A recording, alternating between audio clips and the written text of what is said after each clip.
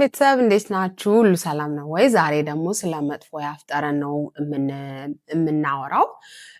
መጥፎ የአፍ ጠረን እንዳለብኝ እንዴት ማወቅ እችላለሁ ወደሚለው ስንሄድ አንዳንድ ጊዜ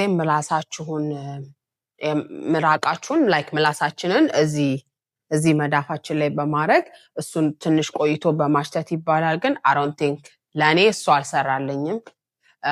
ግን እንትን በማድረግ ፍሎስ አድርጉትና ከዛ በኋላ ማሽተት ፍሎሳችሁን ማለት ነው።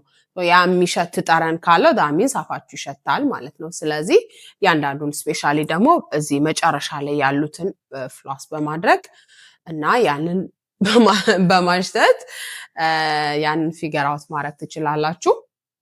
ስለ አፍ ጠረን እንዴት ፊገር አውት ማድረግ ይሄን ያህል ካወራን እንዴት ደግሞ እናስወግድ በሚለው እናወራለን።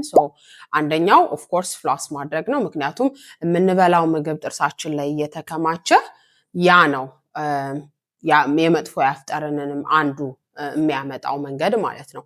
ሌላኛው ደግሞ ያው ጥርሳችንን ሳንቦርሽ ስንቀር የመጥፎ የአፍ ጠረን ይኖራል።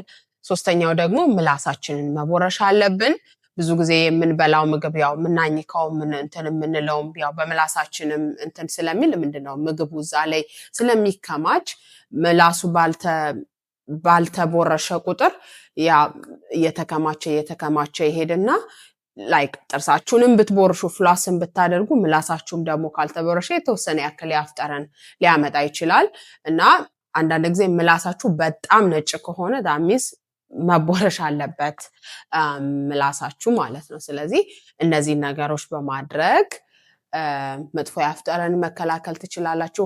ደግሞ ፍሎስ የለኝም ኦር አክሰስ የማደርግበት መንገድ የለም ካላችሁ የጆንያ ኢትዮጵያ የጆንያ የማዳበሪያ እንትኖች አሉ አይደሉ?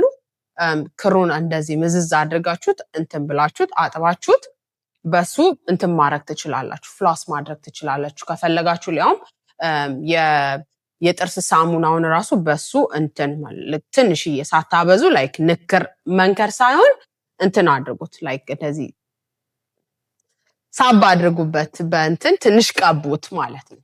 እንደዛ አድርጋችሁ መጠቀም ትችላላችሁ። ለዛሬ ያለኝ ይሄ ነው። በሚቀጥለው ሳምንት ደግሞ በሌላ ቪዲዮ እንገናኛለን።